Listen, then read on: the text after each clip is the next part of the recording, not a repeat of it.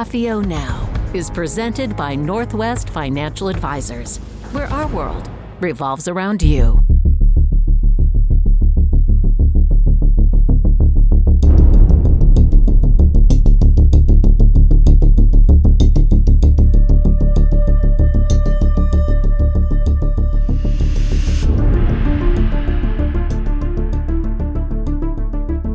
Hello, everyone. This is Jim Hughes with AFIO Now, a program of recorded interviews with senior intelligence officers. And today I have two very special guests. Everette Jordan is a consultant with Big Mountain Consultation. He has just finished 45 years of service in the U.S. Department of Defense, Treasury, and the U.S. Army. Some of those tours of duty were with U.S. intelligence community partners and on Capitol Hill. His last job before retirement was as the Deputy Assistant Secretary of Treasury. He has a bachelor's degree in Russian Studies from the University of Maryland, and he has an MA in theology from St. Mary's Seminary University. And I'm very pleased to say he is a AFIO board member. Jordan, welcome back to. Thanks, Jim, and welcome you all. It's good to have you with us today. We have a very special guest, a colleague and friend of mine, Admiral Peg Klein. I've had the opportunity of working with her and my wife also in Cyber Command for several years when the command was just coming to being formed as a subsection of the National Security Agency. And so Peg has a very interesting background, and she'll tell you more about that as we go. But she was the second graduating women's class of the United States Naval Academy. Women started coming in 1976, and her class graduated in the early 80s. And she went on to lead a 36-year career in the Navy as a naval aviator, working in several very important posts and rising to the level of leadership in many of those posts. Her Navy service career includes being the first woman Chief of Staff, Commander, Carrier Strike Group 8, and she was the Deputy and the Commodore of the Strategic Communications Wing 1, Task Force 124. She served in the White House Military Office as a legislative fellow for former Senator Olympia Snowe, and became Chief of Staff for U.S. Cyber Command after serving in the as the Operations Director for the Navy Network Warfare Command. After retirement from the Navy, she served as Dean, College of Leadership and Ethics, Naval War College, and is on the Board of Directors for the Naval Academy Naval Institute, and the New England Center for Home and Veterans. She chairs the board for the USNA Women's Shared Interest Group, chaired the board for the Notre Dame Academy, and Rear Admiral Klein was a USNA Athletic and Scholarship Program trustee. She graduated from the Naval Academy, holds a master's degree in educational leadership, and earned a doctorate from the Chief Learning Officer program at University of Pennsylvania in 2021. She serves on the boards for 5 nonprofit organizations and 1 publicly traded company. Is that enough, Peg, or what you do in your spare time?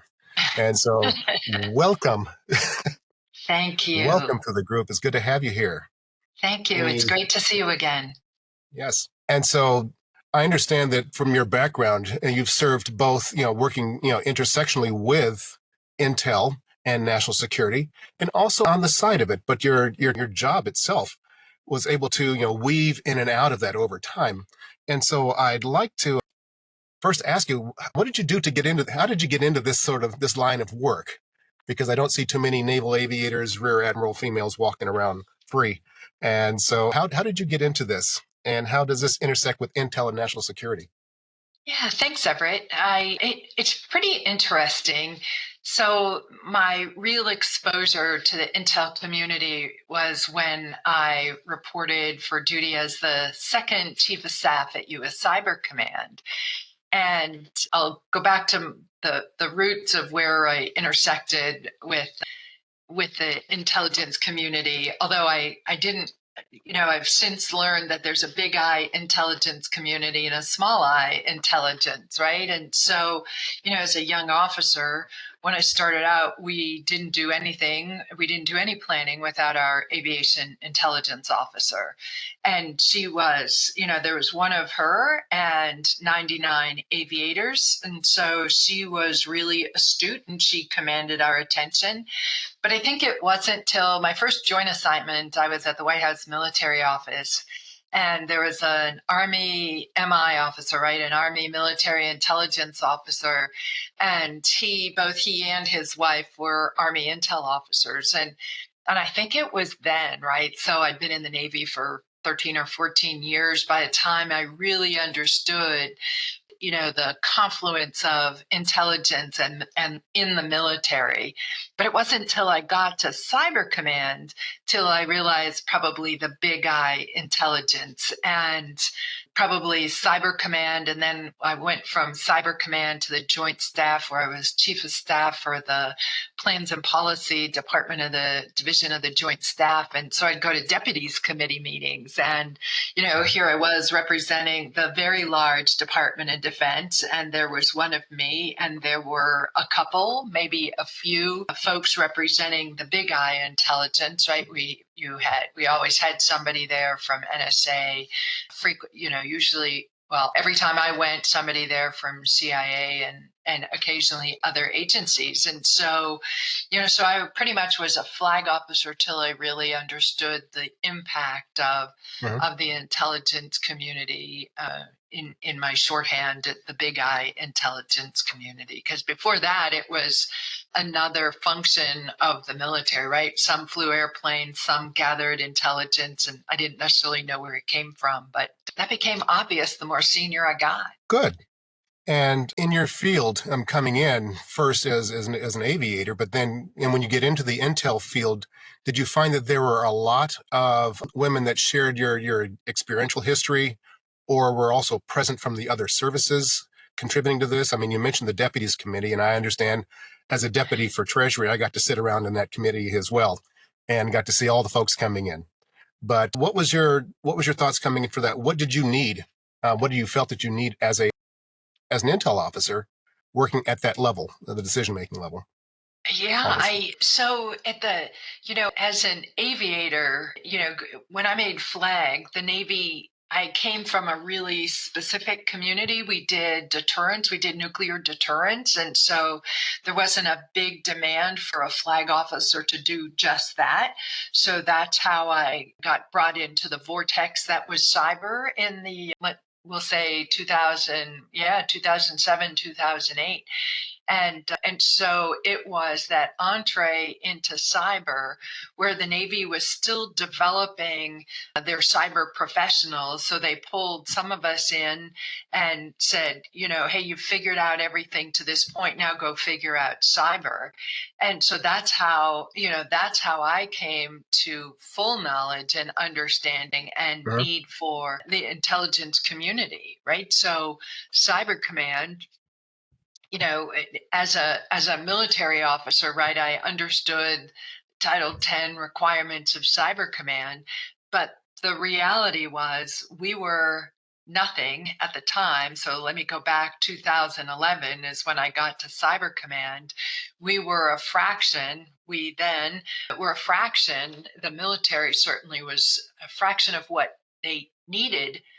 And so that was that bridge to, holy cow, we can't do any of this, at least starting out, without the intel community. And so it was then that, and a couple of the deputies, right? Chris Inglis was the deputy at NSA when I got there, and he was such a wonderful mentor to so many of us that he sat me down in a very educational way and explained the broader picture to me, and without that, and that was NSA. It wasn't really till I got to the Joint Staff that I understood outside NSA, FBI, CIA, right? You have a basic understanding. I worked at the White House when I was mid-grade officer, right? And you understood, that all those things intersected at the presidency level, but no understanding until I was a two-star, the impact of what the intel community and intel officers, and I say that from a military officer perspective as well as a civilian perspective. It was, they worked seamlessly from what I could tell. They worked seamlessly. Officers and civilians worked more seamlessly than any job I've ever been in before then and since then. Very good. And so the things that you brought to this. Okay, coming into it as a two-star senior officer, the things that are required, your knowledge, your foundation, and being able to see how it plugs in, because cyber has become such a grand part that we know today to be intel. And it is, in some cases, it's not, but in many cases it is, particularly when it comes to sources and methods in national security. What were some of the major impacts that you felt that you contributed to while you were in your role? You mentioned that Cyber Command was just becoming. Yeah. What did you do? What damage did you do? In a positive way. So when I made Flag, I was the operations officer at Naval Network Warfare Command, and that would become 10th Fleet. It became a couple different things, but this was a year or 2 years before the stand-up of 10th Fleet. And that was where it was really helpful to see the convergence of intelligence and operations, and not to say that intelligence isn't operations. But we had there were a couple of, and luckily I don't remember the operation name, but we had a couple crises. And I remember my 3-star boss and I going up to brief the chief of naval operations about whatever crisis was happening to and in our networks aboard ships. And it was then that I gained my first real appreciation for big I intel community, with both intelligence folks bringing intelligence in, but cyber. We had cryptologists who were working at NSA, and because of their experience at NSA, they were able to bring that to the Navy. My role was to make sure that I was out there bringing folks in to make sure their voices were heard, because there was no process for there were no cyber processes. So if you're building these processes, you're by nature, by association, you're building the culture.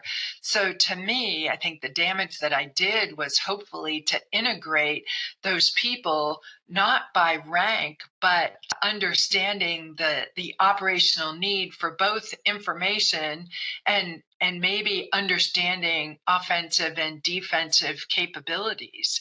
And 2008 was when I first got to the job, and 2009 we had our first full-blown crisis where we're telling the chief of naval operations that ships shouldn't get underway because they've not had their network scrubbed. And I will tell you, in 2008, somebody may have said that to the CNO before, but not the CNO we briefed. And it was so important to integrate those streams of information, because it had an operational impact, and not everybody had an understanding. There were so few people on the military side that had an understanding of that. I think that was what I was able to do. And maybe it was because as an aviator, right, you have to integrate those same voices, young enlisted person or senior aircraft commander flying the airplane, because the airplane actually doesn't care the pay grade of the people on board.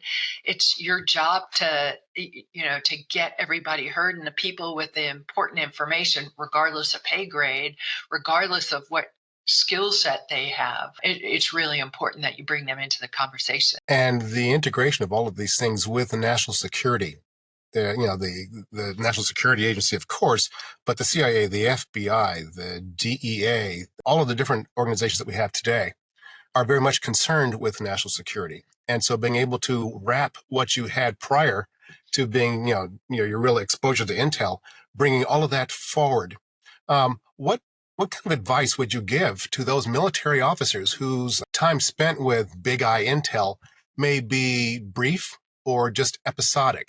What would you recommend that they bring with them, that they develop when they are there?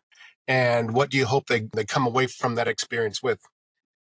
Yeah, I would say, so as aviators, right, we go faster than anybody else in the Navy, right? We, fly faster, certainly than submarines and ships. And so there is this lack of humility, maybe arrogance. I know, it's shocking. And so I would say bringing humility, because there are several technical fields, not just platforms. There are many, many technical fields. So bringing humility, and I would say bringing curiosity. get to know the people around you. I mean, it was one of the main advantages of Cybercom headquarters being inside the NSA building was you could, and I mean curiosity as a human, right? Not curiosity as trying to, gain access that you're not supposed to have, right? This is all just understand the career paths, even just the career paths, not just, but even the career paths of the senior civilians at NSA headquarters. It was fascinating to see how they'd built their careers versus how I'd built my career. Mine was technical and then it took on a leadership perspective. I think young, mid-grade, senior officers who come to, any of the three-letter agencies into the intel community, I think, first of all, bring humility. You don't know everything. As a matter of fact, the more time you spend in other commands, the more that you'll learn how little you know. But then also take advantage of socializing with people, getting to know them as professionals, getting to know how much they've contributed. It is remarkable on one hand, and I think on the other hand, very humbling. You're walking through airports, right? And you're in uniform. You are recognizable as part of the national security team. And so frequently thanked for our service. But I think what I took away was, wow, you just never know, especially living here. I live about 15 miles south of Fort Meade. And so every part of the community, you make sure you ask not just the people in uniform, but the people who also deploy. You make sure to thank them for what they do for our country. Very good. Now, in your current activities where you are these days, have you been able to use some of that? You're probably using all the experience that you have, but have there been those moments where you've had to interject mindfulness about the role that the intelligence community plays? When it comes to leadership or other boards? Go ahead. Sure. Yeah. As I just mentioned, in the local community, right, people want to have a day or a Sunday where they recognize those in uniform, and myself and a couple other folks on various boards, we just try to be more inclusive because there are plenty of people who've not only sacrificed, right, and just on the heels of Memorial Day, right, gave their lives, paid the ultimate sacrifice, and there are plenty of those, and for all kinds of reasons, right, the public isn't as aware of. But yeah, at the local community level, it's great to be able to thank people for their service, regardless of what the service is. But I think from a leadership perspective, it's really interesting right now, my job, I am a professor of ethical leadership. And so we work to bring 1, 2, and 3 stars. We help them advance their leader development, right? Assuming that you get promoted, and that doesn't mean you know everything. It means you've proven that you're a quick learner or a comprehensive learner. And so, able to bring my background with the intel community to help people understand, hey, are you asking all the people for input or just the people from your platform, right? In the Navy, that's often aircraft, submarines, and ships. And so, I think the Navy has come a long way in the 15 years since I was working with them to where they're readily recognized as major contributors to Navy leadership positions. Right. And one of my final questions has to do with some of our past interviews have talked about women's specifically contributions in our field. Quiet, behind the scenes, almost nearly invisible, but quite impactful. And so, have you seen growth in this field, female representation in this field since when you first came in, when there was just like you looking left and right and wondering where everyone was, and today? Are more females coming in, and are they? I'm assuming those leadership roles, are they bringing that? What do you see from where you sit?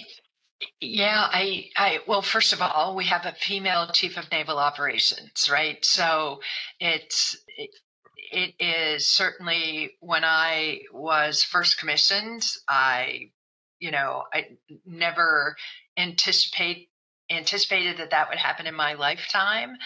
And so, yeah, you're right. You look left and right, and it was just me. And I don't remember. I think I once flew with a female general. So not technically, she was my boss. So it was the first time I'd ever worked for a female general. And I kept calling her sir because I was an idiot, right? And she said, the training you can't help the training. Right. And the muscle memory and whatever. Yeah. But anyway, she said after the second time, she goes, all right, 2.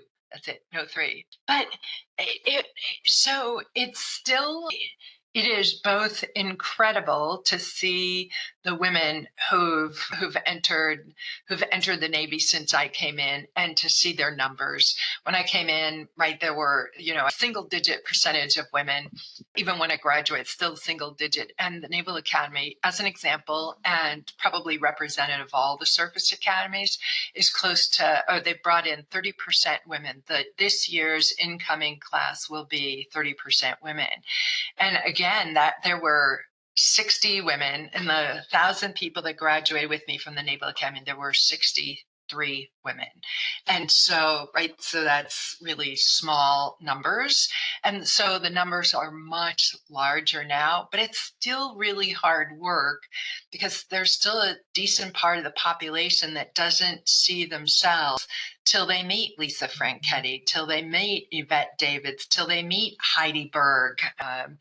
And so you still walk a fine line between making sure people know that there are women in those positions and recognizing that it would be great to think that we're past having to count how many women we have in any particular field.